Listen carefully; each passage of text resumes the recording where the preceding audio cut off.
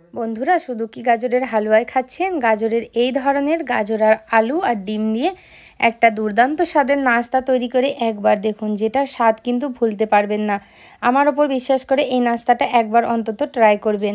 ভিডিওটা ভালো লাগলে অবশ্যই লাইক কমেন্ট শেয়ার করতে কিন্তু বন্ধুরা একদম ভুলবেন না। তো গাজর আলু আর ডিমের একটা দুর্দান্ত স্বাদের আজ নাস্তা নিয়ে চলে এসেছি। Welcome back to Dalia's cooking world. সবার প্রথমে আমি এখানে গাজরটাকে গ্রেট করে নেব। তো এরকম একটা ছোট গ্রেটারের সাহায্যে আমি গাজরটাকে গ্রেট করে নিচ্ছি। তো গাজর আর আলুটাকে কিন্তু এরকম সরু গ্রেটারের সাহায্যে আমি খুব ভালোভাবে গ্রেট করে নেব, নিয়ে আপনাদেরকে দেখিয়ে দেবো। তো চলুন এগুলো গ্রেট করে দেখাচ্ছি। অবশ্যই বন্ধুরা ভিডিওতে একটা লাইক করতে ভুলবেন না। ফেসবুক পেজ থেকে দেখলে পেজটাকে অবশ্যই বন্ধুরা ফলো করে নেবেন। তো এখানে দেখুন গাজর আর আলুটা কিন্তু খুব সুন্দরভাবে আমাদের গ্রেট করা হয়ে গেছে। এবার এর মধ্যেই দিয়ে দেবো আমি দুটো ডিম ভেঙে। ডিম দুটোকে অবশ্যই এরকম ভেঙে দিয়ে দেবেন আপনারা, দিয়ে কিন্তু দুর্দান্ত রেসিপি তৈরি হয়ে যাবে। এর সাথে কিছু সামগ্রী ব্যবহার করতে হবে, চলুন তাহলে সেইগুলোকেও আমি দেখিয়ে দিচ্ছি। সবার প্রথমে কিন্তু এই বাটিটা একটু ছোট পড়ে যাচ্ছে, তাই আমি একটা বড় সাইজের বাটি নিয়ে এর মধ্যে সবার প্রথমে আলু গাজর আর ডিমটাকে ঢেলে দিচ্ছি। আর ঢেলে দেওয়ার পরে দিয়ে দেবো এর মধ্যে কিছুটা কাঁচা লঙ্কা কুচি করে রাখা, কিছুটা ধনে পাতা কুচি কুচি করে রাখা, কিছুটা পেঁয়াজ। এখানে আমি একটা পেঁয়াজ নিয়েছি, এটাকেও কিন্তু কুচি কুচি করে কেটে রেখেছি। এরপরে দিয়ে দেবো নুন, হলুদ, লঙ্কা, জিরে ধনে গুঁড়ো আর গরম মশলা। হাফ হাফ চামচ করে কিন্তু সবগুলোই ব্যবহার করলাম। সাথে দিয়ে দেবো এখানে বেসন। এখানে আমি ছোট বাটির 1 বাটি পরিমাণে বেসন দিয়েছি। আপনাদের যতটা আলু বা যতটা গাজর থাকবে সেই অনুযায়ী কিন্তু বেসনটা অবশ্যই ব্যবহার করবেন বন্ধুরা। তো চলুন সবার প্রথমে এগুলোকে সুন্দর করে মিক্স করে নিয়ে আমি আপনাদেরকে দেখিয়ে দিচ্ছি। তো সুন্দর করে মিক্স করে নিতে হবে। মিক্স করে নিয়ে দেখবেন যদি এটা একটু ভিজে ভিজে বেশি থাকে, তাহলে এর মধ্যে খুব সামান্য পরিমাণে আরেকটু বেসন দিতে হবে। যাতে এটা খুবই বেশি ভিজে ভিজে ছিল, তাই আমি অল্প করে বেসন আবার দিয়ে দিচ্ছি। আপনারা চাইলে বেসন আর ময়দা দুটো মিলিয়ে কিন্তু এই নাস্তাটা তৈরি করতে পারেন।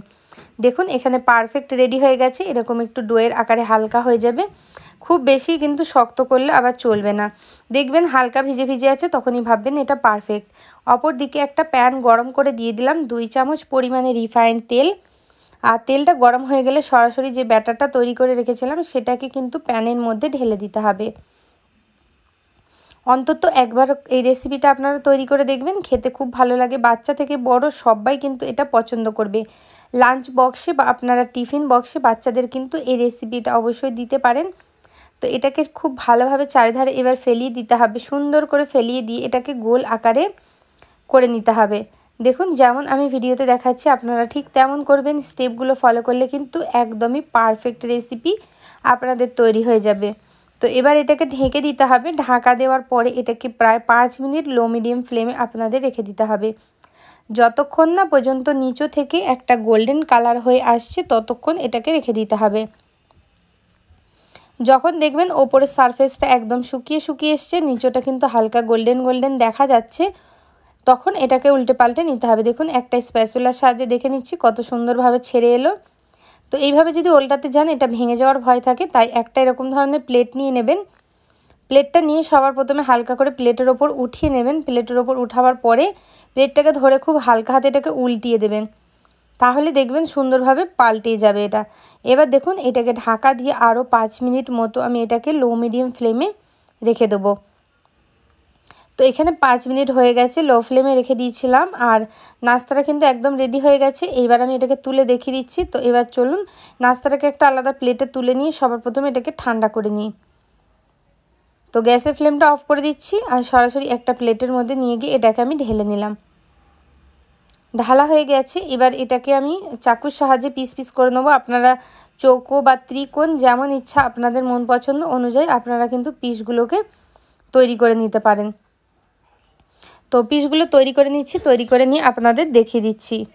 আশা করছি বন্ধুরা আজকের ভিডিওটা আপনাদের অনেক বেশি ভালো লাগলো। যদি ভালো লাগলো লাইক কমেন্ট শেয়ার আর চ্যানেলটার সাথে থাকতে একদম ভুলবেন না। অসংখ্য ধন্যবাদ।